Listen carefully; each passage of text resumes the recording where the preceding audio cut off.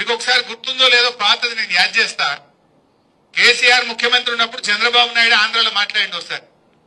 అరే ఒకప్పుడు ఆంధ్రలో ఎకరం అమ్మితే తెలంగాణలో 10 ఎకరాలు వచ్చు, కానీ 10 ఏళ్లలో కేసీఆర్ ముఖ్యమంత్రి అయినాక ఇప్పుడు తెలంగాణలో ఎకరం అమ్మితే ఆంధ్రలో 10 ఎకరాలు వస్తుంది అని ఎవరన్నారు? చూసిందా మీరందరు? ఇప్పుడు రేవంత్ రెడ్డి వచ్చి 2 ఏళ్లు కాలే, సీన్ రివర్స్ అయింది. అయిందాకా లేదా? మొన్న నేను సిద్దిపేట పోయినా, గంగాపూర్ అని చిన్నకోడూరు మండలం గంగాపూర్ ఊరికి పోయినా. ఒక మన కార్యకర్త చనిపోతే మాట్లాడించడానికి పోయినా. కొద్దిసేపు మాట్లాడినాక కూర్చున్నాం. ఏం సంగతి అన్నాక ఎరువులు ఈ బాధలన్నీ చెప్పుకుంటా, ఎవడైనా లగ్గం ఉండి అమ్ముకుందామంటే భూమి అమ్మతలేదు సార్. ఏమైతుందంటే 40 లక్షలకి అడుగు తీయలేదు, ఇప్పుడు 20కి ఇస్తామంటే కూడా ఎవడత్తలేడు అన్నాడు. అంటే ఇప్పుడు ఏమైంది?